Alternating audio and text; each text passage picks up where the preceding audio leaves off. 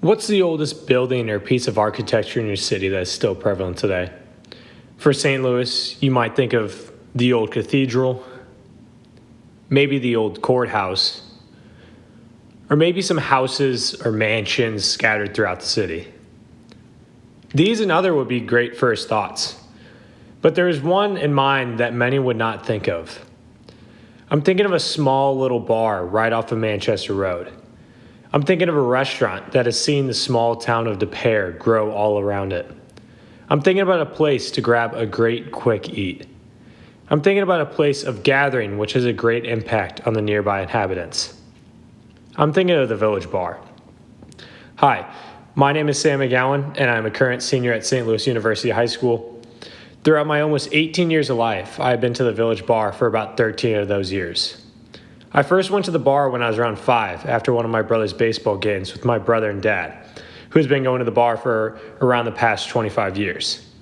I've been going there ever since, not only to grab some great food, but also to enjoy the great environment and people inside the restaurant.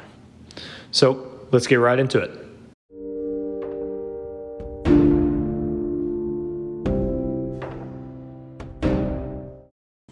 Carl Stolwick gives a great outline of the history of the Village Bar in his book, A History of De Pere, Missouri.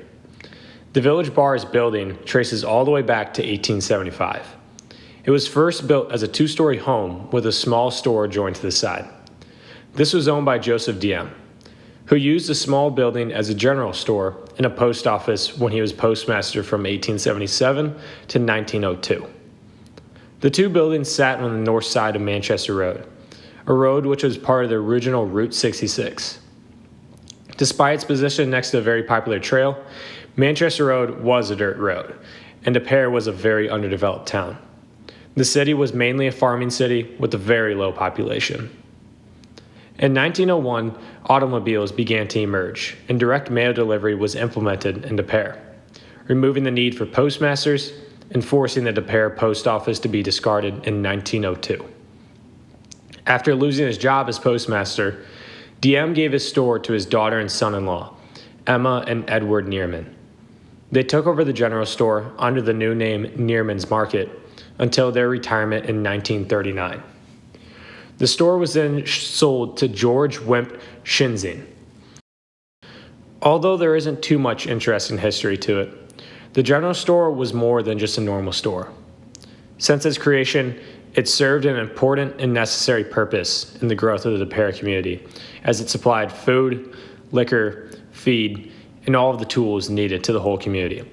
De Pere would have had a lot harder transition into what it is today if that general store did not exist. In 1948, the Village Bar, as we know it today, was opened by Shinzing as it took the place of the general store. Although almost 75 years after the creation of its building, the village was still surrounded by a very small city.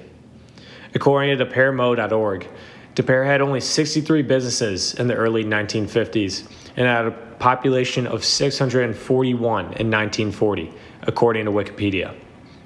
The 2-lane road, which the bar sat off of, led to a drive-in movie theater to the west, which is now in place where the West County Mall stands, to the east, where more businesses and houses.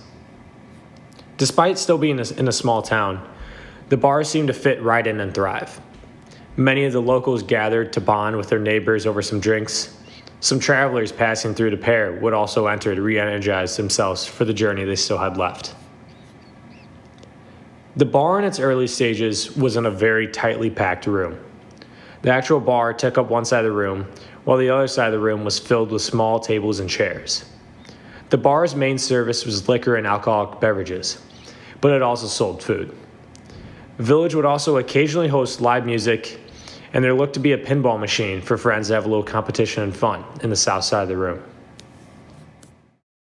In 1973, the Village Bar was sold to a man by the name of Sam Harvey. Prior to buying the Village, Harvey worked as a roof tiler in Africa. But one day at work, one of his co-workers, who had also previously lived in St. Louis, mentioned that the bar was being up for sale. Sam, who already had experience in the bar industry by working as a bartender at Cousin Hugo's in Maplewood, took his chances and moved to De Pere to buy the bar. Harvey happened to come in and buy the Village just at the right time, In the mid-1960s, De Pere began its transformation from a farming town to a modern-day hub of commerce, as deperemo.org says. Interstate 270 opened an exit on Manchester Road, which is a very short drive from the Village Bar. Banks, shopping centers, and a plethora of stores began popping up around the town. 1969 also saw the beginning of the West County Mall. De Pere was truly on a path for change. Sam Harvey, realizing and utilizing the growth spurt of the surrounding town, became the heart and soul of the village.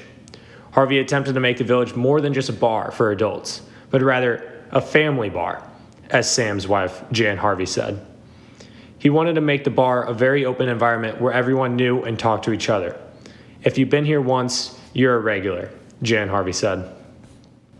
Harvey never planned on retiring, and with his long time in ownership, he really saw the transformation of De Pere right before his eyes. He saw the rise of De Pere Park, the West County Mall, and all of the banks, grocery stores, and other shops around. Harvey owned the Village Bar for 40 years, up until his death in September 2013.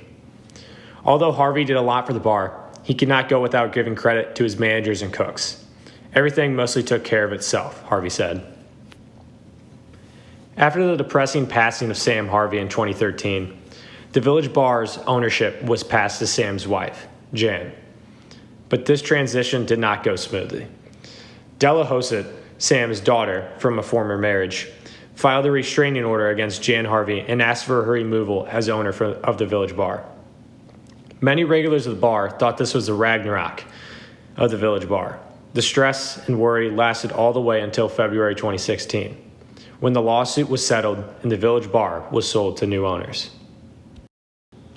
The new owner of the bar is a highly loved entrepreneur among the customers, whose name is Mark Disper, who is also the owner of Lion's Choice.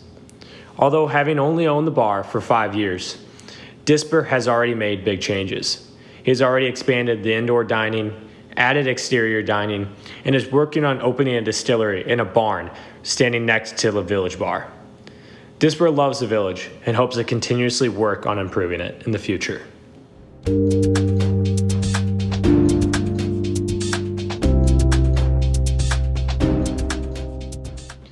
Now that we've gotten to the present day version of the bar, there are some questions that arise. Why and how is the bar still relevant? Why is it still popular? Are there some abstract factors besides great food that play a role in this? What is making customers continuously return? Why are there so many regulars at the bar? And finally, what impact does the bar have on the customers, especially the regulars? I think talking about my own story can help answer these questions. As for mine and my family's experience, there are many reasons why we regularly return. Of course, part of it is the great food. A quick side note, order the trashed wings if you go. I promise they're worth it. Okay, back to the story. Another reason is that almost every time we go there, we see someone we know. It could be someone we haven't seen in 5 years or someone we saw last weekend. On top of that, many of the people there like to talk between tables and meet new people. I've had many occasions where someone comes up to me and starts a conversation.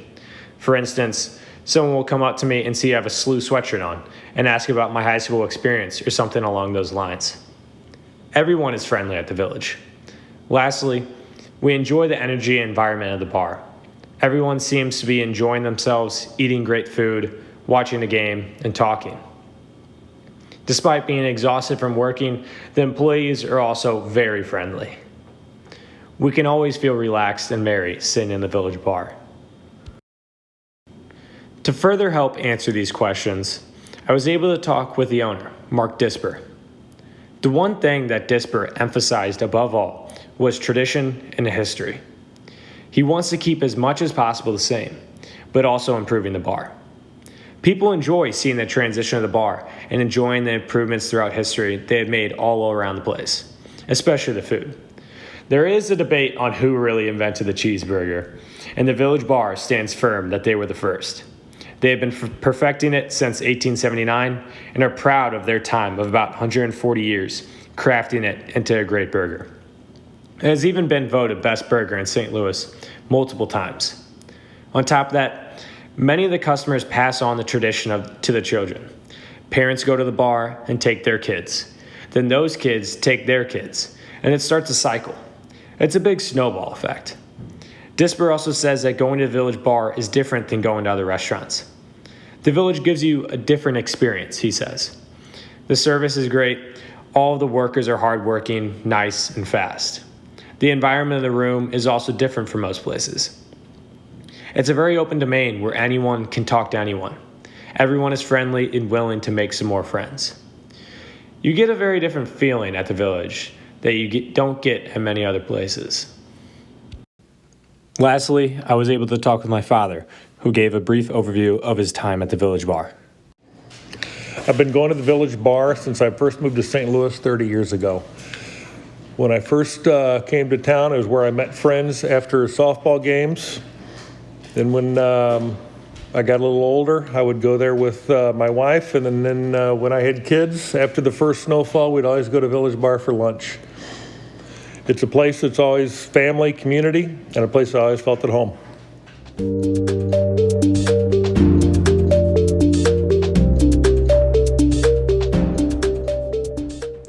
The Village Bar has been a part of most of my life, and I hope to keep it that way. I am not sure what the future holds in store for me, but I do know that if I remain in St. Louis, the Village will continue to be a ritual. However, the bar is more than just a restaurant to grab some food at.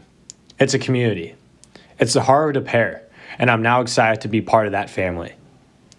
The Village is a place where we can go to relax and eat with some friends, while always making some new ones.